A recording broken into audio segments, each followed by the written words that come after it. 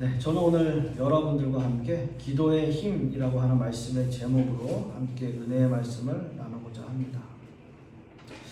교회가 이 땅에 탄생하게 된 그런 계기라고 할까요? 아니면 그런 모든 상황들을 이렇게 보면 결국은 모든 것의 원인이 되고 모든 것의 문제들의 제공자는 결국 이제 아담의 범죄로부터 기독교는 시작이 된다라고 볼 수 있는 겁니다. 그러면 그 아담의 범죄로 말미암아서 타락한 그 인간들을 그 태초에 하나님께서 성부 하나님께서는 구속의 역사를 세우세요. 그것을 이제 구원의 길을 열어 놓으셨다라고 말할 수 있는데 그것은 바로 구약의 여러 부분들을 통해서 예언되고 또 예표되어진 예수 그리스도의 초림과 십자가의 죽으심으로 성부 하나님께서 세우신 구속의 역사, 구속의 계획이 예수 그리스도를 통해서 성취되어지는 것.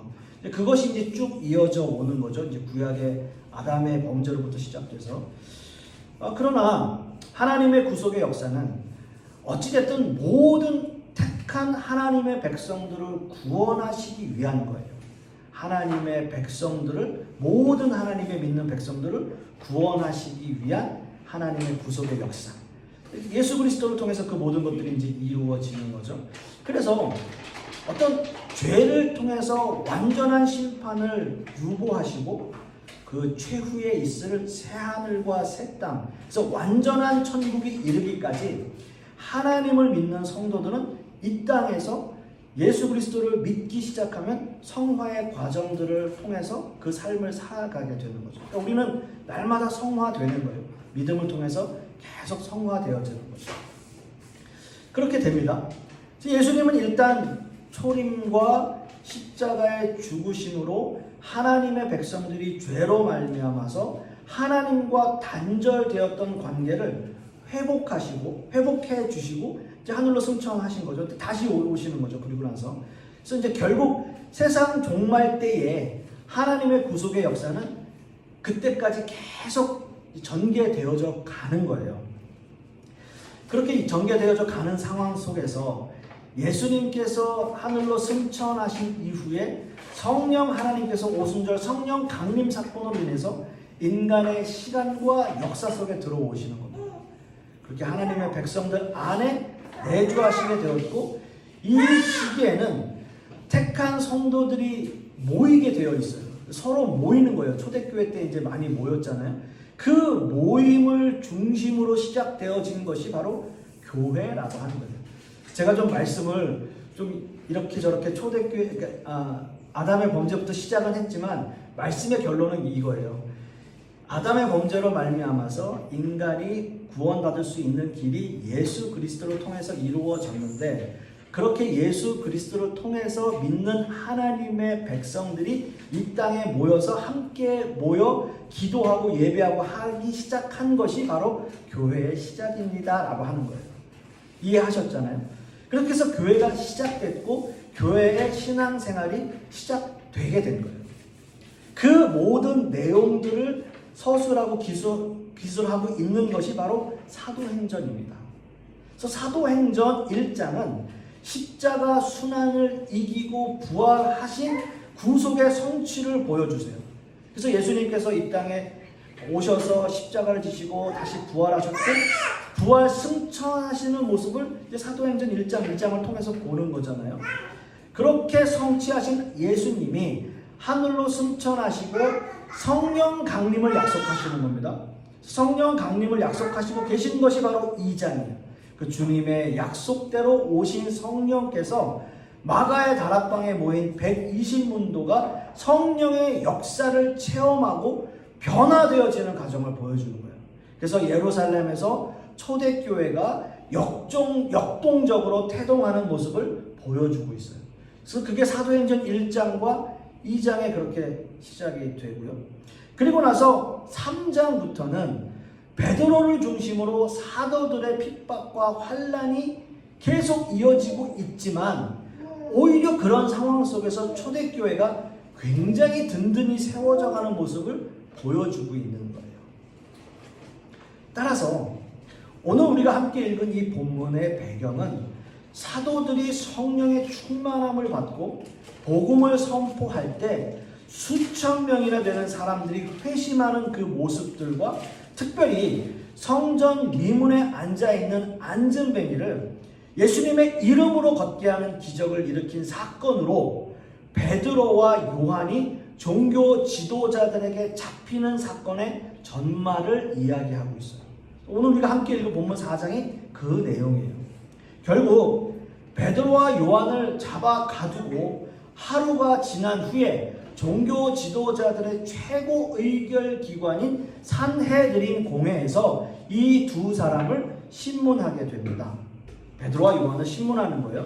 그러나 자신들 앞에 서 있는 안증뱅이였던 사람과 이런 기적을 체험하고 회심을 경험한 수천 명이나 되는 사람들의 눈이 너무나 무서웠어요.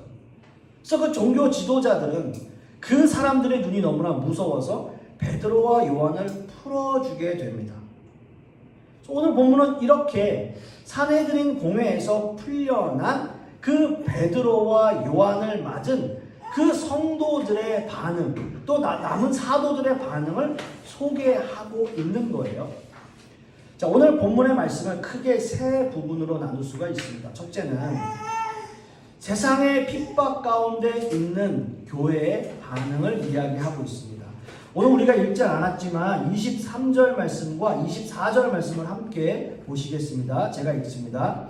사도들이 노임에 그 동료에게 가서 제사장들과 장로들의 말을 다 알리니 그들이 듣고 한 마음으로 하나님께 소리를 높여 이르되 대주제여 천지와 바다와 그 가운데 만물을 지은 이시오 라고 말씀하고 있습니다.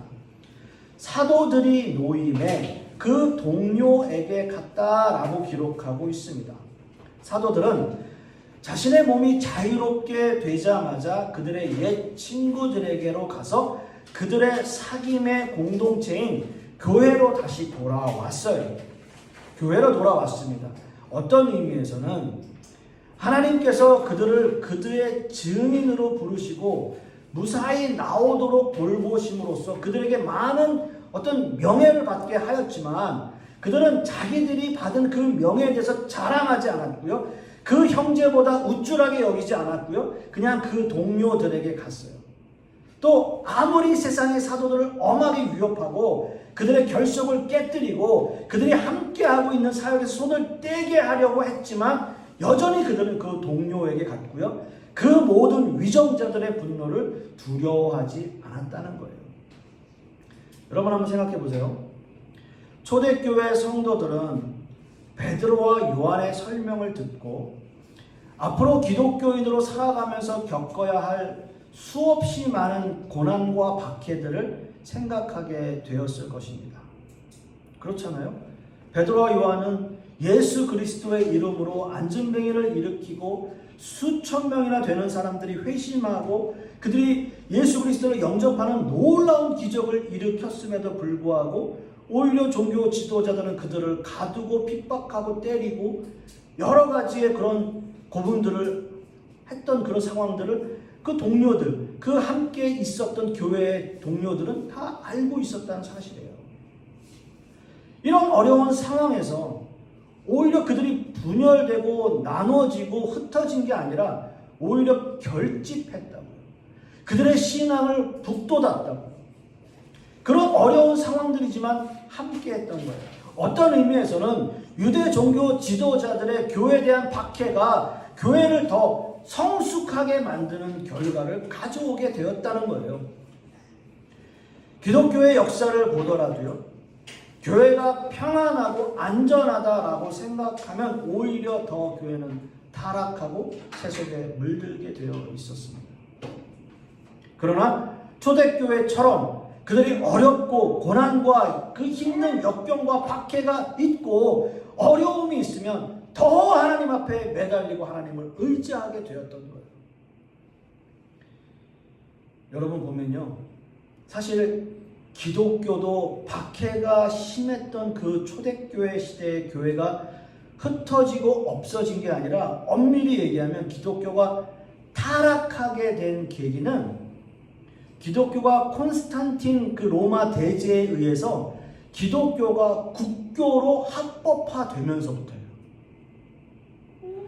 대략 기원 후 300년경에 콘스탄틴 대제에 의해서 기독교가 국교가 돼요. 천주교의 시작이 되는 거예요. 그때부터 기독교가 타락했어요. 기독교가 정치와 결탁하게 되고요. 정치 권력과 결탁하는 거예요. 그러면서 교회에 사적인 재산이 들어오고요. 그 모든 이권들이 생기게 되면서 교회는 끝없이 타락하게 되었어요. 결국은 그래서 존 칼빈 같은 사람들, 마틴 루터 같은 사람들이 생겨나게 된 계기가 바로 여기에 있어요.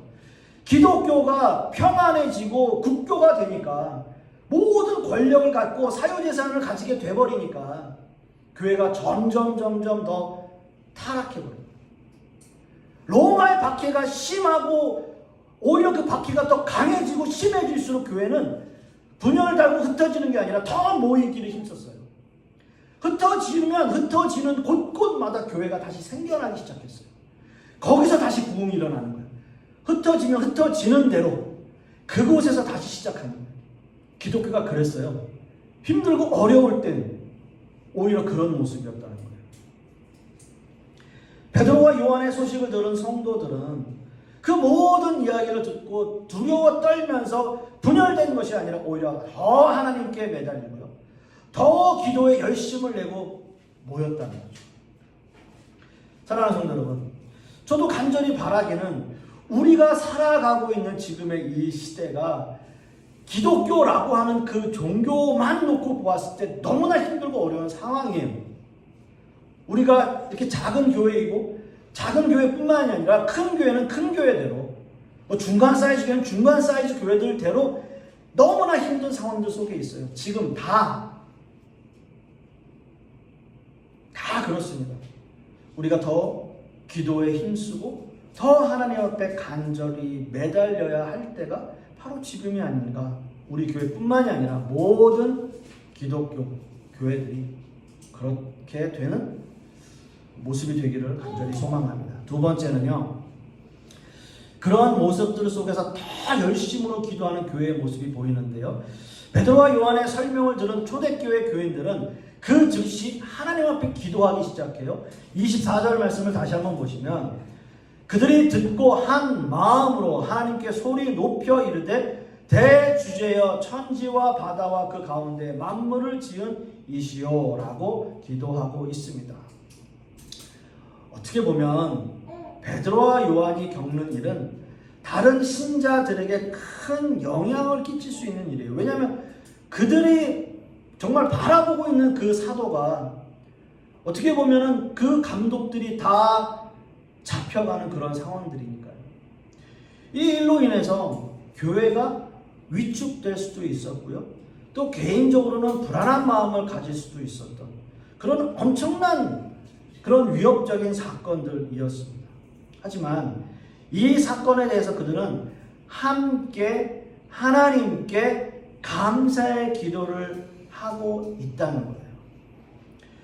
그들은 무리들과 함께 모이고 기도하기를 했었어요. 이렇게 그들은 듣고 한 마음으로 하나님께 소리를 높여라고 말하고 있어요. 한 마음으로 소리를 높여. 그들은 적어도 이 사건 때문에 모두가 이 사건에 대해서 힘들고 어려운 시간들이었지만 그들은 모두가 같은 시간 함께 모여 한 목소리로 하나님께 소리를 높여 기도했다는 거예요. 한 마음으로. 한 마음은요, 나눠지지 않은 마음이에요. 나눠지지 않는 마음. 그걸 가졌다는 거예요. 나눠지지 않는 마음을 가졌다는 거예요. 그리고 그들의 기도는 모든 우주 만물을 창조하고 지으신 그 하나님께 기도해요. 그래서 이렇게 기도하는 거예요. 대주제여 천지와 바다와 그 가운데 만물을 지으신 이시오 라고 고백해요.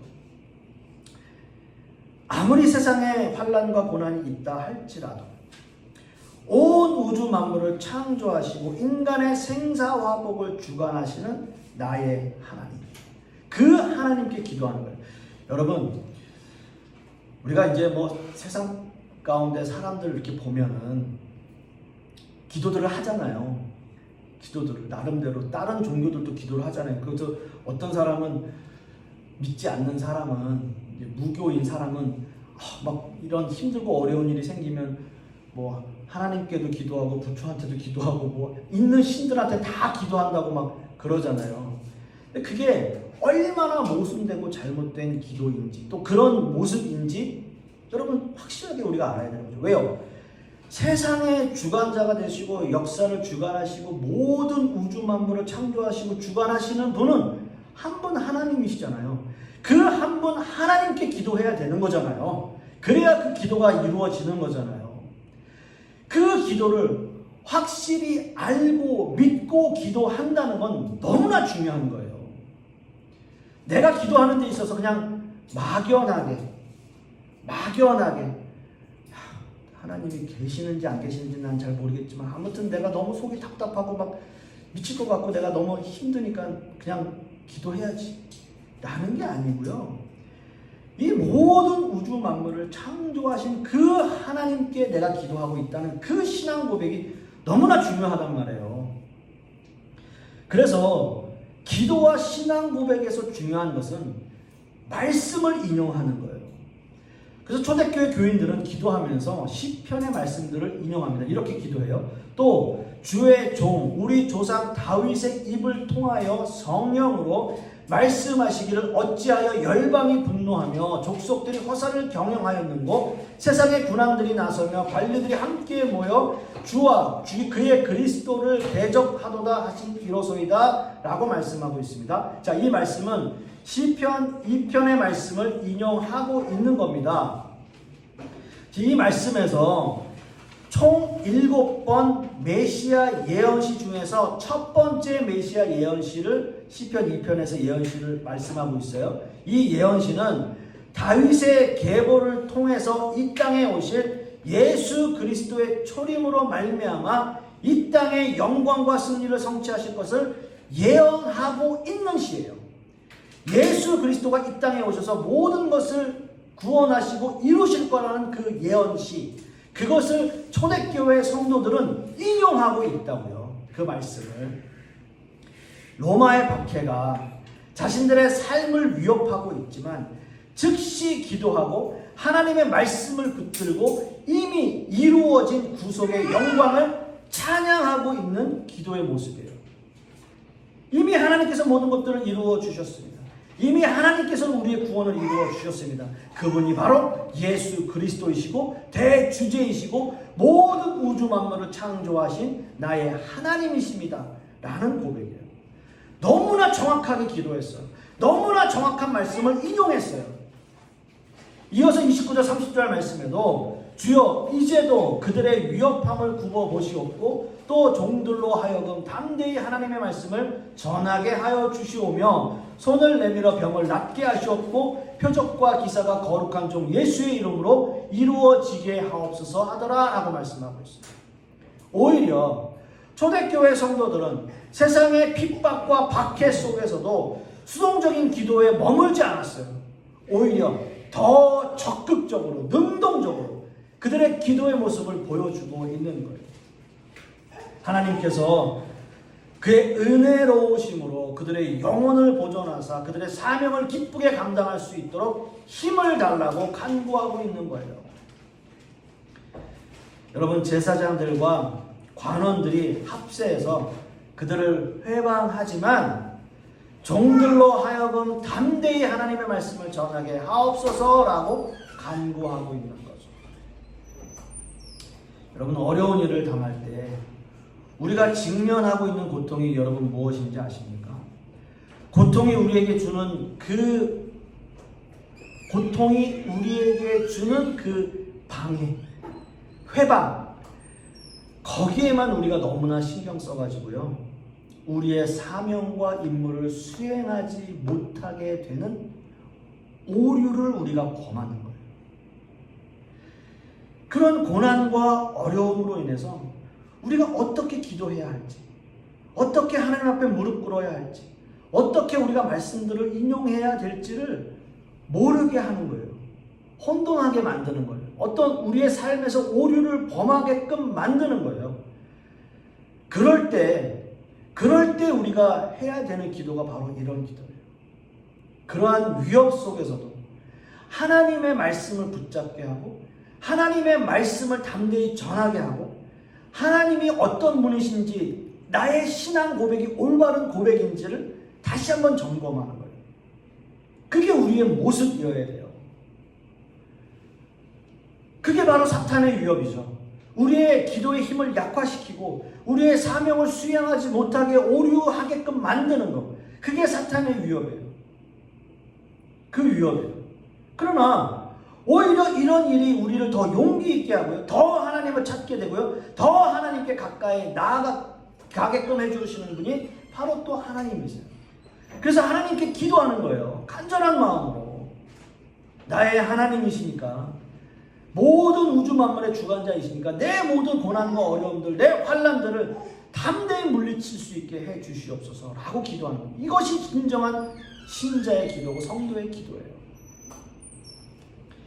우리가 기도할 수 있는 것은요, 하나님 앞에 흔들리지 않는 우리의 믿음, 우리의 신앙을 하나님 주십시오. 하나님이 나의 하나님이시고 모든 우주 만물의 주관자이신 것을 저는 믿습니다. 그러니 하나님 도와주십시오. 진정한 기도죠. 이런 기도를 할 수 있는 저와 여러분 되시기를 간절히 소망합니다. 마지막 세 번째는요, 성도의 기도에 대한 하나님의 응답이 있어요. 31절 말씀을 보시면요, 빌기를 다하매 모인 곳이 진동하더니 모두가 다 성령이 충만하여 담대히 하나님의 말씀을 전하니라 라고 말씀하고 있어요. 하나님께서는 그들의 기도를 들어주셨다는 표적을 또 그들에게 보여주세요. 빌기를 다하매 모인 곳이 진동했다라고 말씀하고 있는 거예요. 모인 곳이 진동했다라는 거죠. 즉 성령이 그들에게 임재하실 때와 같이 그들의 기도하는 집이 뭔가 진동이 일어났다는 거죠. 바울과 실라가 감옥에 갇혀 있을 때도 사도행전 16장 26절 말씀에 이에 갑자기 큰 지진이 나서 옥토가 움직이고 문이 곧 다 열리며 모든 사람의 매인 것이 다 벗어진지라 라고 기록하고 있어요. 또요, 구약시대에는 출애굽기 19장 18절 말씀에도 시내산의 연기가 자욱하니 여호와께서 불 가운데 거기 강림하시니라 그 연기가 옹기가마 연기같이 떠오르고 온 산이 크게 진동하며 라고 말씀하고 있습니다. 여러분, 이렇게 진동한다 라고 하니까 내가 그렇게 간절히 기도해도 어떤 진동이 느껴지지 않는데요, 이럴 수 있고요. 우리가 실감하고 우리가 우리의 몸으로 체감하는 정말 지진 같은 그런 진동이라기보다는요, 오늘 말씀에서 표현하고 있는 이 말씀은 하나님의 감동에 의한 우리의 어떤 그러한 그 반응들을 이야기하는 거라 저는 봅니다. 어찌 보면 이런 현상들을 통해서 하나님께서 그들과 함께 하시니 사실이라고 감지할 수 있는 어떤 징표를 우리에게 보여주고 계시는 거예요. 간절한 마음으로, 힘들고 어려울 때 간절한 마음으로 하나님께 막 기도하니까 갑자기 내 마음이 막 뜨거워지고 그냥 이상하게 그냥 막 눈물이 막 줄줄 쏟아지고 그냥 내 머릿속에 지나갔던 내 모습들이, 내 생각들이, 또 나의 모든 상황들이 막 파노라마처럼 스쳐 지나가고 그러면서 막 눈물이 줄줄줄 흘러나오는 그 모든 것들이 다 하나님께서 우리에게 주시는 표식이고 다 징표예요.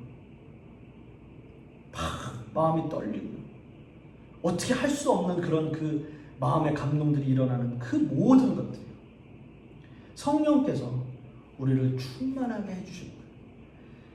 거기에 기도의 목적이 있었습니다. 우리가 다 성령이 충만하여 라고 말씀하고 있잖아요. 이 일로 인해서 그들은 하나님께서 주시는 힘과 능력과 성령의 충만함을 얻었고요, 더 담대하게 하나님의 말씀을 전할 수 있었고요, 그 어떤 세상의 위협에도 그들은 두려워하지 않았다는 거예요. 그게 초대교회 베드로와 요한과 함께 했던 동료들의 모습들이에요. 초대교회 당시 성도들은 자신이 받을 핍박과 박해에 대해서 흔들리지 않았습니다. 그들은 더욱더 담대히 기도했고요. 그 기도의 결과는 하나님의 임재로 인한 성령의 충만함으로 표현되어진 거예요. 그리고 나서 그들이 한 것은 무엇일까요? 가만히 앉아 있었나요? 그냥 내 집에 그냥 가서 그냥 그렇게 머물러 있었나요? 아니요. 더 담대히 하나님의 말씀을 전하기 시작합니다. 어떤 힘든 어려움과 역경이 있다 할지라도 담대히 하나님의 말씀을, 복음을 전했던 거죠.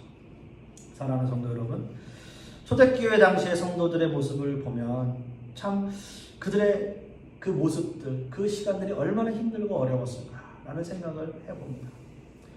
우리 역시도 지금의 이 시대를 살아가고 이 세상을 살아가는 우리 역시도 참 힘들고 어려운 환난과 어려움들이 우리에게 있어요. 그것은 우리 각자 한 사람 한 사람들 처해져 있는 상황들에 따라서 그 어려움과 고난들은 다 다릅니다. 우리가 할 수 있는 한 가지의 솔루션은, 방법은 하나님 앞에 말씀을 붙잡고 기도하는 거예요. 그게 기도의 힘이에요. 그래서 우리는 그 기도를 통해서 힘을 얻고 능력을 얻고 그 시간들을 헤쳐나가고, 그래서 지나고 나서 보면은 그렇게 지나왔지. 그래도 잘 지나왔네. 내가 잘 버텨왔네. 이렇게 우리가 우리의 지난 날들을 회상할 수밖에 없는 거잖아요. 앞으로의 시간들은 우리는 몰라요. 그래서 우리는 기도하는 거예요. 무릎 꿇는 거예요. 눈물 흘릴 수밖에 없는 거고요. 그렇게 하기 위해서 성령의 충만함을 받고 하나님 앞에 매달리고 끊임없이 기도하는 저와 여러분들이 되실 수 있기를 간절히 소망하겠습니다. 기도하겠습니다. 아버지 하나님, 참 세상을 살아가는 게 녹록지 않다, 참 힘들고 어렵다라고 하는 것이 참 얼마나 더욱더 실감되어지는 시대입니까? 참 많은 사람들이 힘들고 어려워하는 그 시간들 속에서 우리 역시도 그런 고난의 시간들을 견뎌내고 또 겪어오고 있는데, 우리가 이 모든 시간들을 잘 견디고 이길 수 있는 것은 기도의 힘뿐일 것입니다. 주님 앞에 날마다 기도하고 말씀을 붙잡고 또 주님 앞에 늘 담대함으로 나아갈 수 있는, 세상 가운데 담대함으로 나아갈 수 있는 우리 모든 성도님들의 모습 되게 하여 주시옵소서. 이번 한 주간도 그런 한 주간이 되기를 우리가 또 소망하고, 이번 한 주간도 그런 힘 얻어 살아갈 수 있는 우리 모든 성도님들의 모습 되게 하여 주시옵소서.